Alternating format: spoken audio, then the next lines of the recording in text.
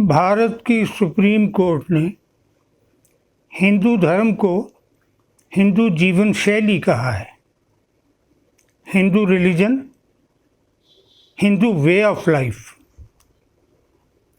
मैं समझता हूँ हिंदू धर्म ही नहीं, दुनिया का कोई भी धर्म हो वो जीवन शैली ही है, वे ऑफ लाइफ ही है।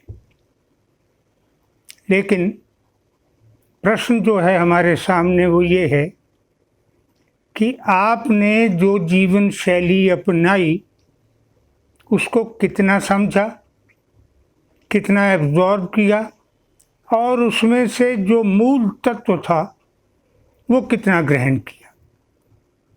होता क्या है कि जिसको लोग धर्म कहते हैं वो मत है, विचार है। किसी का कोई मत है, किसी का कोई मत है, लेकिन लक्ष्य सबका एक है, ब्रह्म तक पहुंचना, परमात्मा तक पहुंचना। और जो लोग जन्म मरण में विश्वास रखते हैं उनका उद्देश्य है जन्म मरण के बंधन से मुक्त होना। तो ये मत है, विचार है। दूसरे धर्म जो हैं वो ऐसा मानते ही नहीं है कि आत्मा शरीर छोड़ती है तो उसको मृतलोक जाना पड़ता है, फिर वहाँ से किसी नए जन्म के लिए उसको भेजा जाता है। बौद्ध धर्म ऐसा मानते नहीं है। तो अपना अपना विचार है। और जो बच्चा जिस विचार को मानने वाले माता पिता के घर में पैदा होता है वही उसका धर्म बन जाता है। हिंदू के घर में पैदा हुआ बच्चा हिंदू हो गया, मुसलमान के घर में पैदा हुआ मुसलमान हो गया, ईसाई के घर में पैदा हुआ ईसाई हो गया, सिख के घर में पैदा हुआ सिख हो गया।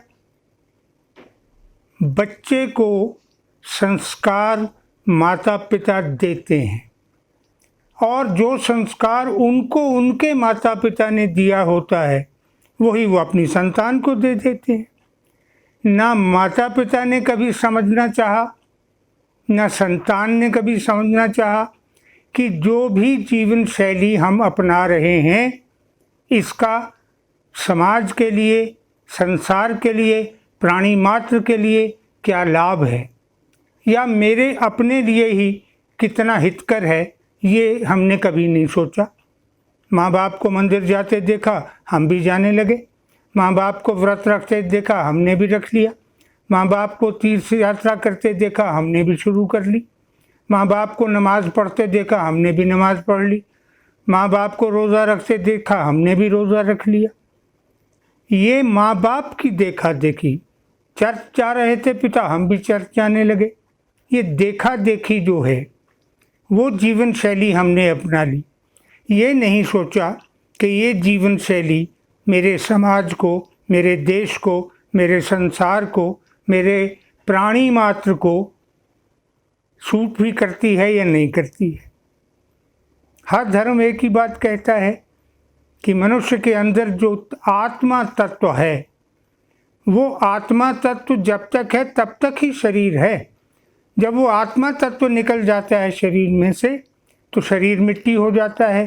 फिर इसको दफनाओ, जलाओ, पानी में बहाओ, कुछ भी करो, बेकार हो गया है। तो व्यक्ति आत्मा के शरीर से निकलते ही शव बन जाता है, मुर्दा बन जाता है।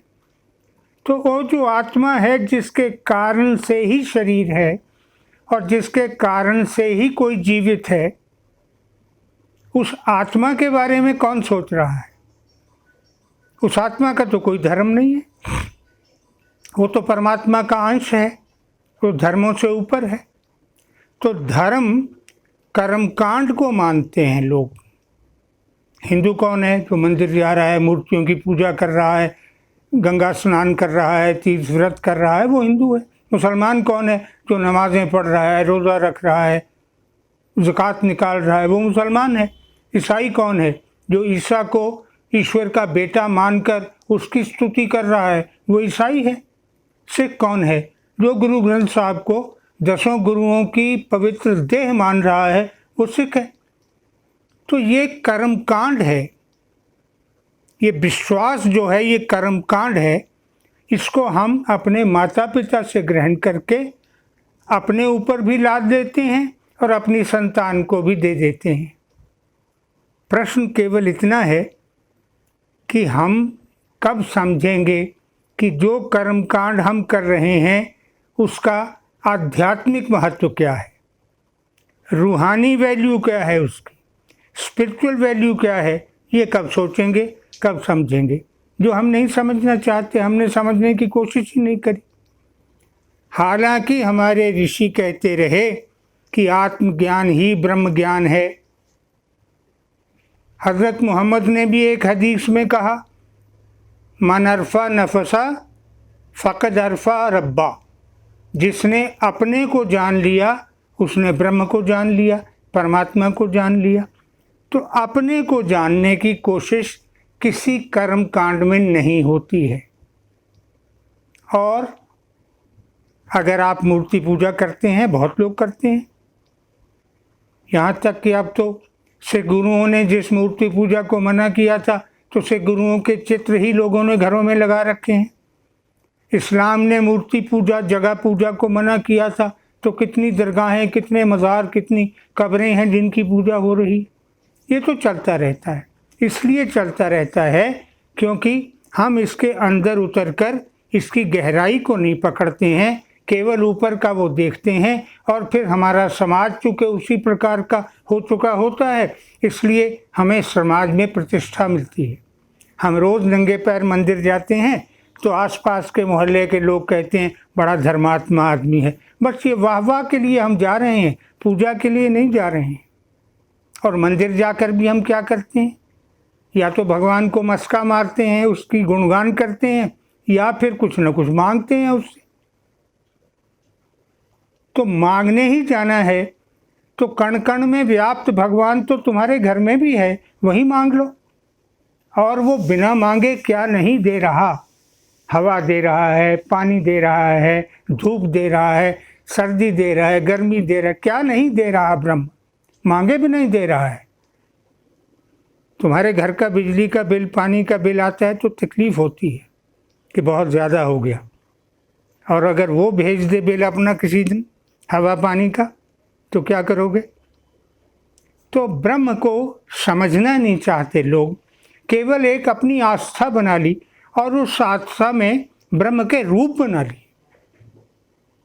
मैं पूछता हूँ, किसने देखा है ब्रह्म को कि उसकी शक्ल बना दी। किसी को बिना देखे आप उसकी फ़ोटो बना सकते हैं, उसकी मूर्ति बना सकते हैं, उसका चित्र बना सकते हैं। तो किसने देखा है ब्रह्म को, जिसने उसकी मूर्ति बना दी। और हमने जितनी मूर्तियाँ बनाई हैं उनमें से एक की शक्ल दूसरे से नहीं मिलती। कारण कल्पना से बनाई है, देखा तो है ही नहीं। लेकिन हमने प्रतीक चिन्ह बना लिए। गले में सांप है तो शिव है, कंधे पर धनुष है तो राम है, हाथ में बांसुरी है तो कृष्ण है। हमने प्रतीक बना लिए और फिर हमने अपने जैसा भगवान को बना दिया। उसकी शादी कर दी, उसके बच्चे पैदा हो गए, पोते पोतियाँ हो गए।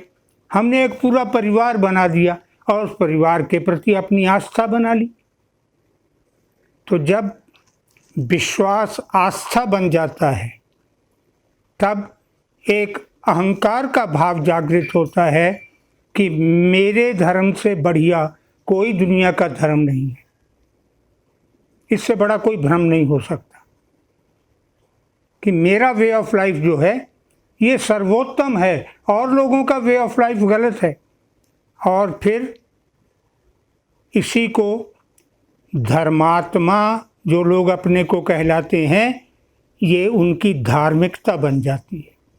विश्वास आस्था बना, आस्था धार्मिकता बना। और धार्मिकता जब अपनी एक्सट्रीम को पहुंचती है, अंतिम सीमा को पहुंचती है, तो धर्मांधता बन जाती है, रिलीजियस ब्लाइंडनेस बन जाती है। तब हम आंख बंद कर लेते हैं कि हमारे धर्म जैसा कोई धर्म नहीं है और जो हमारे धर्म को नहीं मानता उसे जिंदा रहने का हक भी नहीं है, इसलिए मारो। वो चाहे इस्लाम का तालिबान हो, वो चाहे हक्कानी हो, वो चाहे जैश ए मोहम्मद हो, वो चाहे हिंदुओं के संगठन हों, वो फिर ये दूसरा धर्म कैसे? आप जैसी भी आस्था रखते हैं, आपका जैसा भी विश्वास है, आप रखिए, आपको मुबारक। लेकिन दूसरे की आस्था पर उंगली उठाना, और उंगली ही नहीं उठाना बल्कि उसको समाप्त करने की कोशिश करना, ये पाप है। इससे समाज का संतुलन बिगड़ता है। इससे प्राणी मात्र के अंदर का जो भय है वो जागृत होता है और समाज में वैमनस्य पैदा होता है। गाय आपके लिए पवित्र है, गौ माता आप कहते हैं, आदर कीजिए, सम्मान कीजिए, किसी को मारने भी मत दीजिए। लेकिन अगर आप ही के देश में करोड़ों रुपए का गौ मांस विदेशों को भेजा जा रहा है तो उसके लिए आप क्या कर रहे हैं? और किसी के घर में गौ मांस होने की आशंका में अगर आप किसी दूसरे धर्म के आदमी की हत्या कर देते हैं तो आप क्या समझते हैं आपकी माता प्रसन्न होकर आशीर्वाद देगी आपको? ये धर्मांधता है। आज हमारे देश में सबसे बड़ी आवश्यकता सहिष्णुता की है, टॉलरेंस की है, समभाव की है। सर्वधर्म समभाव क्या है? सब धर्म अपनी अपनी जगह ठीक हैं। मुझे जो जीवन शैली मेरे माता पिता ने दे दी, मुझे वो भी ठीक लग रही है, मैं उसी में जी रहा हूँ। तो बाकी लोगों को उनके माता पिता ने जो जीवन शैली दे दी वो उसी में खुश हैं, उसी में जी रहे हैं। उनको जीने का अधिकार है, उनको अपनी आस्था रखने का अधिकार है, बिल्कुल ऐसे ही जैसे आपको अपनी आस्था रखने का, अपना विश्वास रखने का, अपना मत रखने का, अपनी जीवन शैली रखने का अधिकार है। उस अधिकार से कोई किसी को वंचित नहीं कर सकता। लेकिन जब हम भीड़ बन जाते हैं, व्यक्ति से भीड़ में बदल जाते हैं, तो फिर भीड़ तंत्र हम पर हावी हो जाता है। फिर हम भीड़ तंत्र के हिसाब से चलते हैं, आत्मतंत्र के हिसाब से नहीं चलते। इसलिए मैं हमेशा आग्रह करता हूँ कि धर्म के अंदर जो अध्यात्म है, मज़हब के अंदर जो रूहानियत है, स्पिरिचुअलिज्म रिलीजन के अंदर जो है, उसको समझिए, उसको पकड़िए, उसके अनुसार जीना सीखिए। स्पिरिचुअलिज्म जब आपके हाथ आ जाएगा तो रिलीजियोसिटी आपकी ख़त्म हो जाएगी। तब आपका विवेक जागृत होगा और वो विवेक क्या कहेगा कि मैं उस ब्रह्म का अंश हूँ, मेरे अंदर जो आत्मा है वो उस ब्रह्म का अंश है। तो मेरी ही तरह संसार के सारे प्राणियों, पशु पक्षियों के अंदर जो आत्मा है वो उसी का अंश है। तो मेरा हर व्यक्ति के साथ, पशु पक्षी के साथ, चराचर के साथ एक संबंध है। वो संबंध है भाई भाई होने का, क्योंकि उसी रक्त से मैं बना हूँ, जिस रक्त से बाकी सब बने हैं, वो रक्त है आत्मा। तो उस आत्मा को पहचानना, उस आत्मा को समझना, ये तभी संभव है जब हम बाहर के कर्मकांड को त्याग कर अपने भीतर उतरना सीख लेंगे। इसी को मेडिटेशन कहते हैं, इसी को ध्यान कहते हैं, इसी को समाधि कहते हैं। और मेडिटेशन को ध्यान मृत्यु कहते हैं, मेडिटेशनल डेथ कहते हैं। क्योंकि डेथ की परिभाषा क्या है? आत्मा का शरीर से निकल जाना। और मेडिटेशन में आत्मा शरीर से निकल के ब्रह्म तक की यात्रा करती है, शरीर में नहीं होती है। लेकिन शरीर जीवित रहता है क्योंकि शरीर प्राण से चल रहा होता है। आत्मा प्राण को अपने साथ लेके नहीं निकलती, अकेली निकलती। तो ऐसी स्थिति में अपनी आत्मा को समझने की बजाय, अपने आत्मा को पहचानने की बजाय, आत्म तत्व के ज्ञान के बगैर हम परमात्म तत्व का ज्ञान प्राप्त नहीं कर सकते। और कर्म कांड कभी ब्रह्मत्व नहीं देता। कर्म कांड केवल आपके संस्कार का पोषण करता रहता है। आप अपने संस्कार के हिसाब से वो करते रहते हैं और उसमें से अनेक भ्रम, अनेक भ्रांतियाँ भी पैदा होती हैं। मान लीजिए रोज़ आप शिवलिंग पे जल चढ़ाते हैं, एक दिन किसी कारण से आप भूल गए, नहीं चढ़ाया, उसी दिन एक आपका एक्सीडेंट हो गया, तो आपने जोड़ लिया फ़ौरन उससे कि देखा आज वो जल नहीं चढ़ाया था तो ये सज़ा मिली मुझे, तो उससे जुड़ जाता है। और उससे जुड़ के इतने वहम पैदा होते हैं, बिल्ली रास्ता काट गई, उसने छींक मार दी, उस दरवाजे पर ये था। अब ये सब यहीं से पैदा होते हैं, कर्म कांड में से। तो मैं आग्रह करूँगा कि आप कर्म कांड में मत उलझें।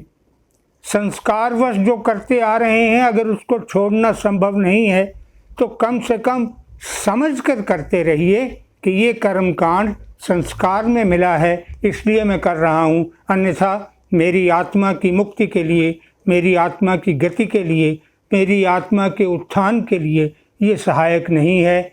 ये सहायक तो केवल समाधि है जो मैं लगाऊंगा, अपने भीतर उतरूंगा, अपनी आत्मा को पहचानूंगा और आत्मा को माध्यम बनाकर ब्रह्म को पहचानूंगा, अपनी आत्मा को ब्रह्म तक लेके जाऊंगा और आत्मा और परमात्मा का मिलन, जिसको सूफियों ने विशाल कहा है, वो मिलन जब हो जाएगा तो मैं पुनर्जन्म से मुक्ति प्राप्त करके परम आनंद धाम को ही नहीं पहुंचूंगा, स्वयं परमानंद बन जाऊंगा। जब ये समझ आ जाए तो आप धार्मिकता से हटेंगे और आध्यात्मिकता की ओर आएंगे। From religiosity to spirituality, this should be your journey and spirituality should be your goal.